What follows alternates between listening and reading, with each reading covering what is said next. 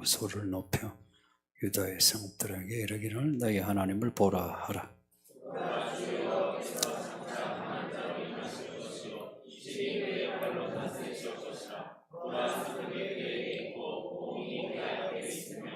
그는 목자같이 양떼를 먹이시며 어린 양 거팔로 품안으시며 젖먹이는 암컷들을 온순히 인도하시로다. 아멘. 1절에 너희의 하나님이 우리 하나님이시란 겁니다. 우리가 하나님을 알기 전에 하나님이 우리를 아시고, 우리가 하나님을 찾기 전에 하나님이 우리를 찾으시고, 그래서 우리를 구원하신 겁니다. 구원하셨고 구원하시고 구원하실 겁니다. 그러니 하나님이 우리에게 뭐라고 말씀하시다 그대로 들으시고, 하나님이 우리 인생을 이끄실 때 어떻게 이끄시다 우리 인생의 상황을 그대로 받아들입시다. 저는 나이도 좀 먹고 목사도 좀 했는데 나 아직 하나님을 다 이해 못해. 이해도 잘 못하고 말씀도 어렵고 그럼에도 하나님이 참 크시다. 특별히 이해할 거 없이 하나님 품에 엉기는 게 제일 좋다. 제가 이걸 알고 있습니다. 에스겔서에 그 성전에서 흘러나오는 생명수가 그 물이 점차 깊어져요. 결국은 헤엄칠 만큼. 그러니까 하나님이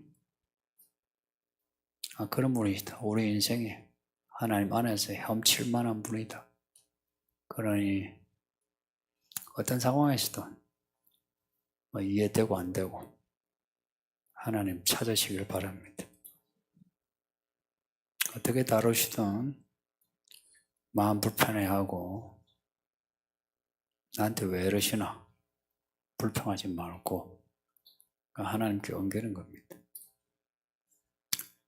왜냐? 왜 그렇게 해야 되나? 우리를 구원하시는 하나님이시니까. 무슨 의도든 무조건 우리를 구원하시는 의도다 라고 생각하면 정답입니다. 칭찬을 해도 구원하기 위해서, 책망을 해도 구원하기 위해서. 내가 그렇게 하나님을 신뢰하여 따라가면 인생이 특별해집니다. 평범하지는 않을걸요. 그리고 그 사람의 캐릭터도 다를 겁니다. 성장도 다르고 어른이 되어서도 다르고 노년도 다르고. 앞에 우리가 몇 주 동안에 그 36장에서 39장까지 히스기야 이야기를 읽었는데, 히스기야 이야기가 그런 인생의 이야기입니다. 왕이지만 한 인생 아닙니까? 하나님이 히스기야를 어떻게 이끄시던가요? 히스기야가 왕으로서 위기에 처하니까 하나님이 짠 멋지게 나타나셔서 아수르 군대를 하룻밤에 그냥 없애버리세요. 천지를 6일 동안 만드신 것처럼. 아수르 군대는 그냥 하룻밤에 그냥 처리하시는 하나님. 그래서 하나님께 나아가 기도하면 하나님이 우리 인생의 위기를 처리하신다. 자, 이걸 우리는 배워야 하고요. 그리고 문제가 있으면 사람에게 가서 군시렁 비굴비굴 그렇게 하지 마시고, 가능하면 사람에게는 말을 하지 마세요. 하나님께 먼저 아뢰고 믿음의 성도들에게 기도를 부탁하는 거예요. 여기저기 다니면서 어쩌나 도와달라 해놓고 기도해야지. 그렇게 하나님께 오면 늦어요. 하나님은 질투의 하나님이시라. 그렇게 하면 하나님 싫어합니다. 기도를 해도 기도 안 한 게 돼요. 또 히스기야가 죽을 병 걸려서 살려달라고.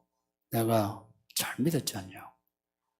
나 한번 살려달라고 하니까 하나님이 그래 살려주마. 또 살려주는 것도 큰 사인을 주시면서 살려주시어요. 그런 하나님이신데 히스기야가 살아나가지고 바벨론을 비롯해서 여러 군데에서 축하합니다. 아수르 군대도 처리하고 죽을 병도 거기서 살아나고 사절단에 왔을 때에 자기 자랑한다고 자기 보물 사람들에게 자랑하고 왕궁의 보물 자랑하고 성전의 기물 자랑하고 말이야 뭐 하나님이 하셨다 하지만 사실은 자기 자랑 하다가 하나님께 야단 맞아요. 너가 그렇게 자랑했던 그 보물들 바벨론에게 다 빼앗길 거다. 그 무슨 말입니까? 예루살렘이 빼앗기고 성전이 빼앗기고 나라가 빼앗겼다는 거예요. 그거 자랑했다고. 와, 성도님들 이런 하나님을 이해할 사람이 있습니까? 아무도 없습니다. 그래서 하나님은 제게 항상 어려워요. 참 어려워요. 그냥 하나님은 뭐 이해하고 하는 게 아니에요. 내 수준이라야 뭐 이해하지. 너무 크신 분이라 그냥 리시브 하는 겁니다. 천국을 아이처럼 받아들이는 거예요. 믿고 경배하는 거예요. 무슨 일이 있어도 그냥 엎드려서 하나님 무슨 뜻인지는 몰라도 하나님 하시니까 내가 감사한다고 하나님 도와달라고. 왜 그렇게 해야 되느냐? 아까 말씀드린 것처럼 하나님의 의도는 구원입니다. 구원. 여기서 돈 좀 벌고 내 하고 싶은 거 하고 괜찮죠. 근데 그게 알고 보면 없어도 되는 것들이에요. 우리가 이렇게 살아있고 살 날이 있다 싶으니까 이것저것 따지지. 죽을 날을 받아놓으면 뭘 따지겠어요. 그죠? 따질 게 없지. 따질 게 없어. 따질 거는 구원밖에 없어. 하나님은 우리 인생에 가장 필요하고 또 우리가 우리 힘으로 할 수 없는 것을 주시려고 우리를 이렇게 할 것이니까 하나님은 우리를 책망하고 벌을 주고 고통을 당하게 해도 받아들이는 겁니다. 한 번씩은 이런 생각 들지 않나요? 그렇게 전지전능하시다면서 천지를 말로 창조하셨다면서 그러면 말로 다 죄산 받아라 다 천국에 가라 한마디 하시면 되잖아. 그러면 천사들이 시비 걸 거예요. 우리가 시비 걸 거예요. 여러분이 잘못했는데도 천국 가게 하면 하나님 왜 그렇게 불합리해 하고 시비 걸 사람 있습니까? 없죠. 역시 사랑의 하나님이시여. 하나님은 사랑이시라. 그러죠, 그죠? 그 하나님은 사랑이시라 말 좋아하는 사람들 특징이 그런 거 아닙니까? 이래도 저래도 구원하시나. 그런데 왜 하나님이 우리를 이렇게 다루시나? 히스기야를 그렇게 다루시고 우리도 이렇게 다루시고 성경의 인물들을 그렇게 다루시나? 예수님도 보세요. 그냥 한번 죽었다가 살아나면 되지. 그렇게 사람들에게 배신당하고 얻어맞고 욕당하고 게다가 무덤 속에 갇힌 거 아닙니까? 그렇게 해서 살아나가지고 우리를 구원하시라. 그게 왜 그러냐는 거예요. 그렇게 전지전능하시다면서. 그죠? 왜 그러냐? 하나님은 하나님이시기 때문에 하나님은 나는 나다 하십니다.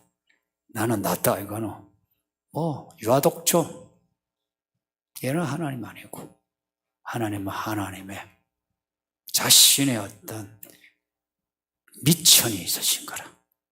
나는 거룩한 하나님이다. 그 거룩함을 보여줬어요. 나는 의로운 하나님이다. 그 의가 무슨 의이지?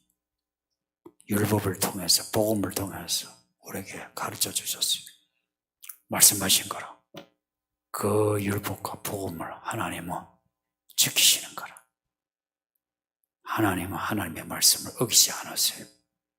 지키시는 거라. 왜냐? 거룩하시고 의로우시니까. 그래서 우리가 부정하고 우리가 불의한 것을 못 참아요. 못 참아요. 못 참아. 싫다, 밉다, 화난다, 죽여버릴 거다. 그러신 거라. 우리의 속도, 혼과 영, 골수와 관절, 쪼개가 판단하면서 뒤집어 보면서 미운 것은 밉다, 싫은 것은 싫다 하시면서 그것을 다루시려고 하십니다. 그래서 하나님은 우리 보고 하시는 말씀이 오라 나에게로 와서 변론하자, 따져보자, 지혜보자, 청량해보자. 그런데 사람들이 하나님께 나아가는 걸 무서워하죠. 불편해하죠. 그냥 우리끼리 야 괜찮잖아 하길 원하지. 하나님 앞에 설 때는, 내가 하나님 앞에 설 때는 하나님의 그 줄자 앞에, 저울대 앞에 딱 서게 되는 거라. 그 청량을 누가 감당하려? 그래서 하나님께 가지 않는 거라. 근데 하나님은 그렇게 청량하시고 매네매네 대고 우퍼라시, 야 지하고 지하 보니까 부족하다. 그 부족한 거 드러내시면서 우리로 하여금 내가 이래 부족하구나. 내가 목사인데 내가 목사 노릇이 이따위밖에 못하다. 내가 교회 다닌 지 수십 년인데 내가 왜 이런가? 나는 왜 이렇게밖에 믿지 못하노? 매네매네 대고 우퍼라시, 그렇게 부족한 거라. 바르신 쪼개버린, 나는 쪼개져도 싸다 느낄 때 하나님께 엎드리게 되면, 하나님 나 좀 살려달라고.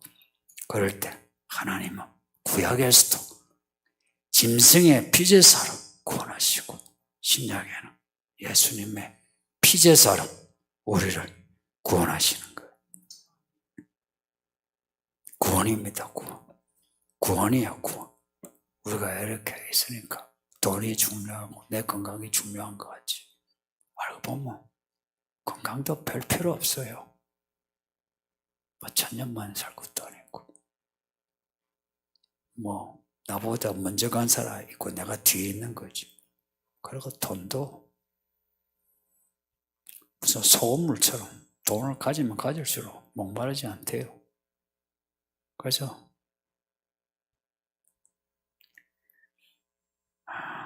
그런 돈 같은 거, 몸은요, 돈도 제때 써버리는 게 제일 좋아요. 몸도 그날 밥 먹으면 밥심, 그날 에너지 다 쓰는 게 좋아요. 그거 놔주면 배 나옵니다. 배도 나오고 인생 녹이 살아요. 그래서 삐걱삐걱. 그래서 나이 먹어도 인생이 헛되잖아요. 오늘 본문은 이런 말씀을 들은 이스라엘 향한 말씀입니다. 앞에 1장에서 39장까지 이런 이야기. 그걸 들었을 때 어떻겠습니까? 사실 듣기 버겁지. 우리가 1장을 읽으면서 내가 내 마당만 밟고 나는 안 만나고 간다. 우리는 그 말씀을 들은 거예요. 그러면 저도 그걸 갖다가 빗대 씌워가지고 막 여러분은 내가 예배 왔는데 욕만 실컷 먹고 가고 욕만 실컷 먹고 가고 얼마나 힘들었죠. 예, 한 번씩 힘들었죠. 이제 40장부터는 분위기 다릅니다. 분위기 달라요. 그래서 이사야서는 1장에서 35장까지 36장에서 39장은 이거는 중간에 샌드위치처럼 딱, 그리고 40장에서 66장까지 새로운 이야기입니다. 새로운 이야기. 앞에도 책망과 구원에 대한 소망이 있고요. 뒤에도 똑같이 있어요. 있는데 결이 달라요. 결이 달라요. 네, 성도님들, 그렇게 결이 다른 메시지를 들으려면 내가 믿음이 자라야만 들을 수 있어요. 내가 말씀과 함께 자라지 않으면 말씀을 들어도 듣는 게 아니에요. 내가 말씀과 함께 자라야 돼요. 이게 관건이에요. 제가 알고 보니까요. 이게 관건이에요. 그래서 교회의 시간과 함께 내가 믿음이 자라지 않으면 도태됩니다. 도태됩니다. 믿다가 선한 맛을 보고 돌이키면 다시 회개할 기회가 안 생겨요. 그 많은 사람이 교회 생활하면서 그냥 돌아가 버려요. 교회 메시지가 우리에게 들리는 만큼 변화되도록 합시다. 부족한 거, 부족하다. 어떡하나요, 하나님? 할 때 하나님이 채워줍니다. 근데 그 부족함을 감추고 오히려 내 부족함보다 자뻑으로 자기 교만하면 히스기야처럼 욕되게 먹어요. 차라리 죽을 병 데려가 죽어버린 게 낫지. 그죠? 그때 죽어버린 게 낫지. 그래서 성도님들, 저는 죽어야 될 때 죽어야 한다 생각합니다. 오래 살 거 없어요. 가야 할 때 가면 돼. 그걸 버티면 욕먹어요. 이 말은 인생의 마디마디 그 마디를 잘 지켜야 돼요. 그게 잘 사는 겁니다. 오늘 이 본문은 이를 이스라엘 향한 말씀인데 1절에서 너희는 위로하고 위로하라. 내 백성을 위로하라고 말씀합니다. 무슨 말로 위로해야 하나? 2절에서 예루살렘의 마음에 닿도록 말하고 이 고생의 때가 끝났다.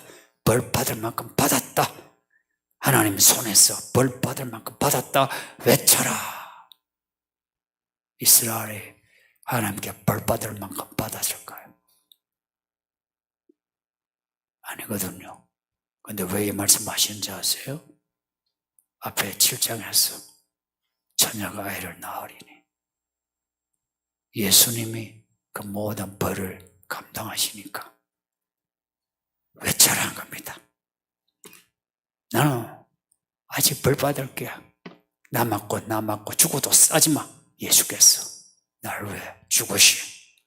나 대신 벌 받으신 거, 그걸 내가 벌 받은 것이 되었어.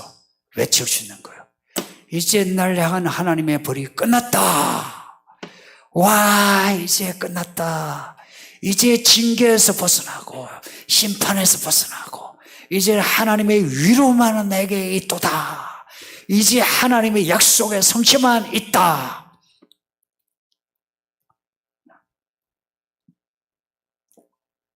하나님은 아버지십니다. 아버지예요.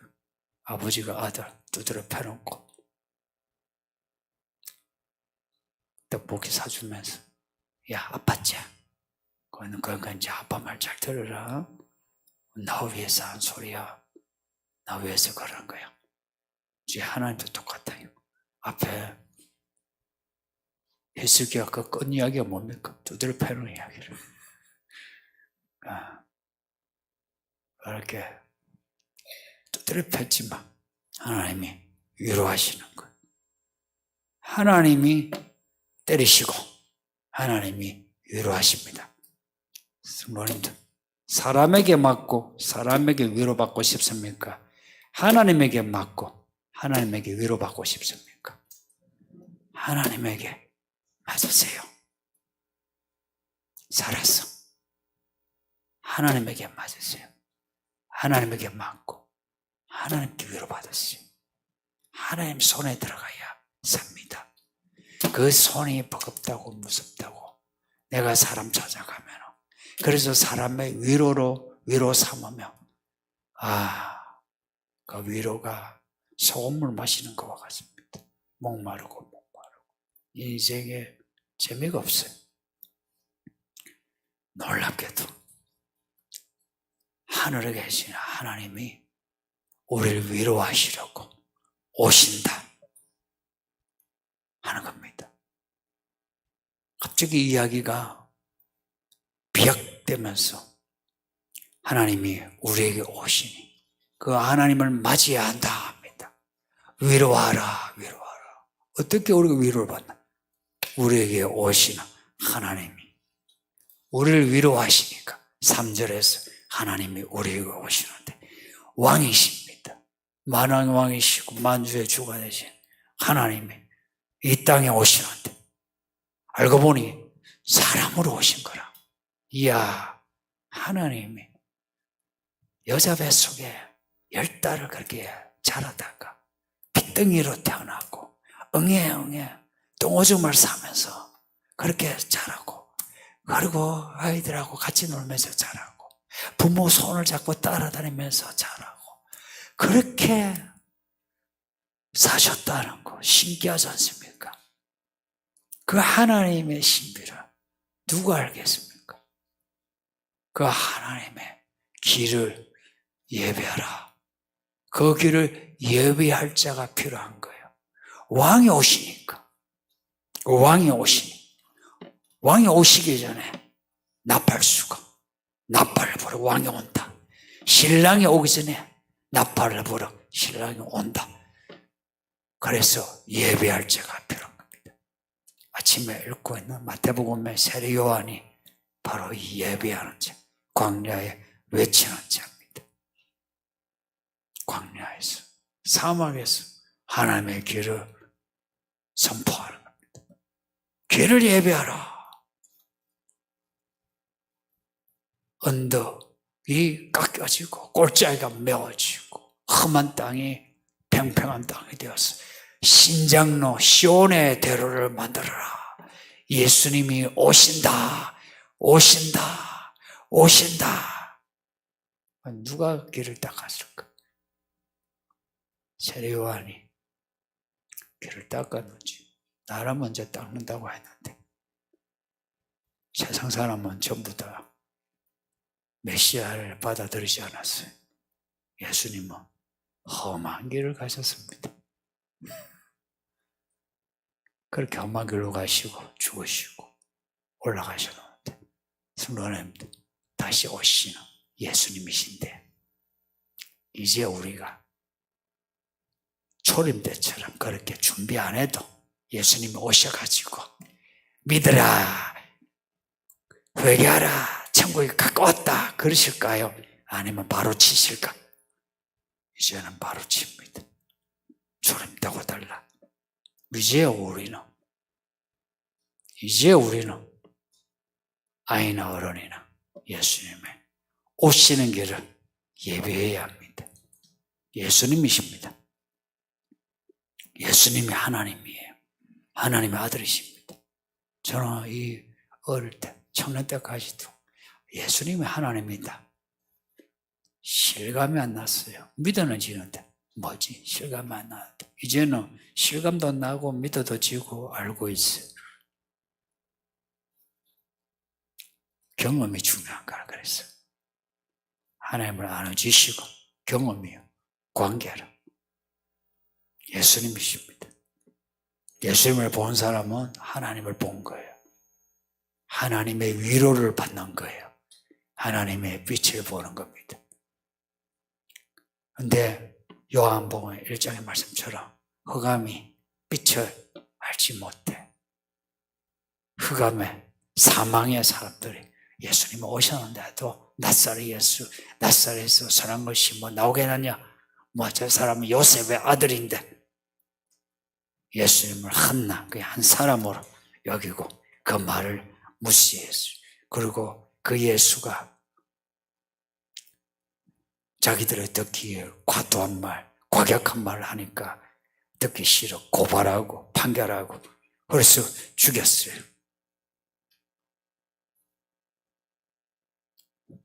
예수님 하신 일이 뭡니까? 오늘 아침에 새벽 예배에 본문이 예수님의 세례 받으실 때에 하나님이 내 사랑하고 기뻐한 자라 그러셨어요. 변화산에서도 예수님 보고 하나님이 내 사랑하는 자라 너희는 이 사람 말을 들어라 하셨어요. 그러면 하나님이 뭘 기뻐하셨을까? 우리가 생각하는 거 있잖아요. 내가 출세해가지고 여기서 간증하면서 하나님이 나를 이렇게 출세하셨어요. 부자 되게 했어요 하면서 내가 11조를 얼마 해요. 이런 걸 우리는 자랑하고 싶어 하는데 그러면 예수님은 자랑할 게 뭐가 있어요? 사람들에게 배신당하고 고발당하고 잡혀가고 그래서 제자들도 창피해가지고 도망가고 홀로 십자가 지고 그리고 죄인들 가운데 죄인으로 죽으시고 그 예수님이신데 어떻게 영광을 돌렸을까? 영광을 돌린 거는 확실한데 어떻게 영광을 돌렸을까? 세상에 있는 것으로 영광을 돌리지는 못하신 거라. 세상에 있는 모든 돈을 모아가지고 예수님이 하나님께 드립니다 한 것도 아니고 세상의 인재들 다 모아가지고 하나님의 종드립니다 한 것도 아니고 다 떠나가고 홀로 그냥 죽고 무덤 속에 묻히셨는데 뭘로 영광을 돌리셨을까?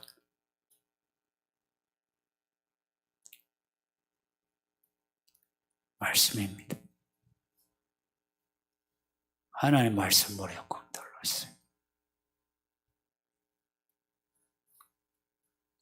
사람의 인생은 풀과 같다 하죠.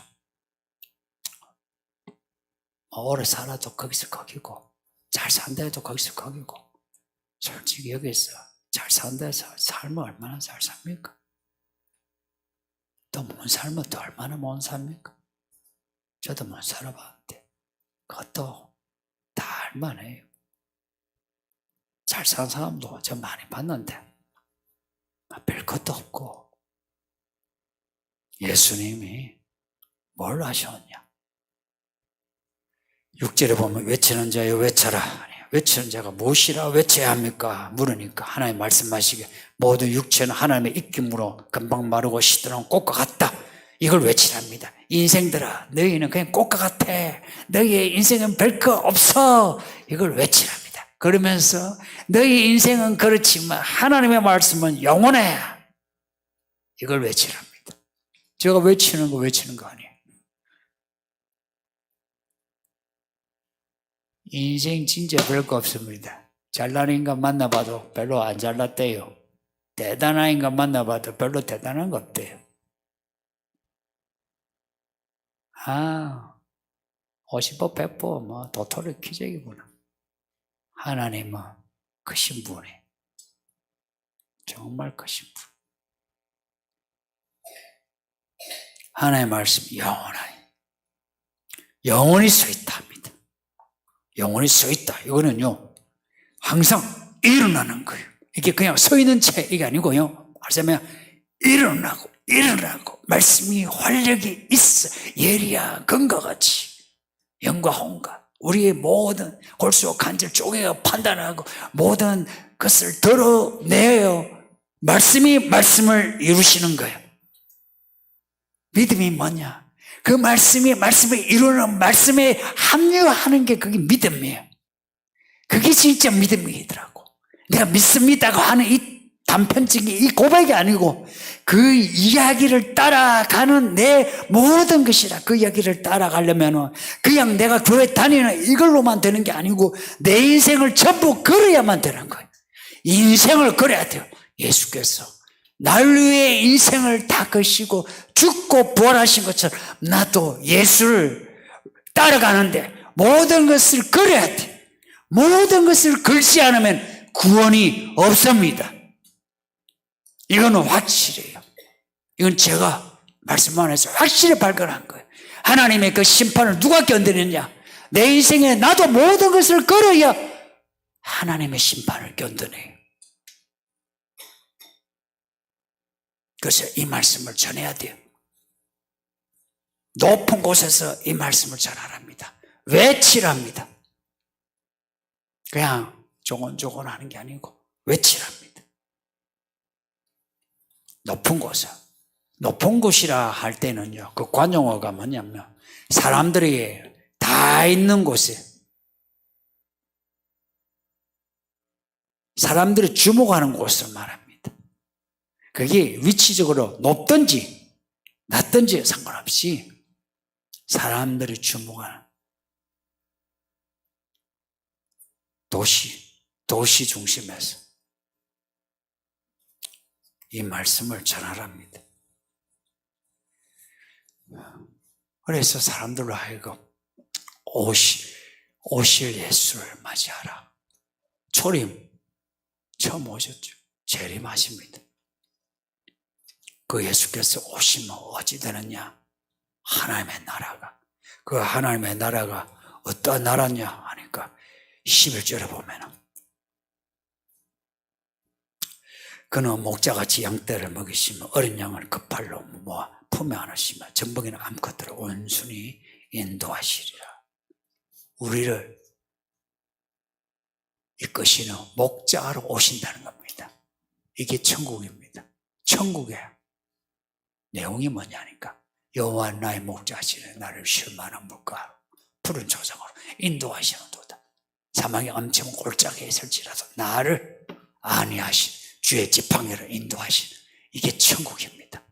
2000년 전에 예수님이 그렇게 오셨고 지금 예수님을 믿는 사람은 인생을 그렇게 삽니다. 제가 살아보니까 정말 예수님이 선한 목자예요. 구원자. 안 보이는 그 예수를 믿는 믿음이 이게 믿음이 구원입니다. 그냥 믿습니다 하는 고백이 아니고 그 예수를 믿고 따라가는 그러한 사람, 예수를 따라가죠. 그러면 하나님의 종돼요.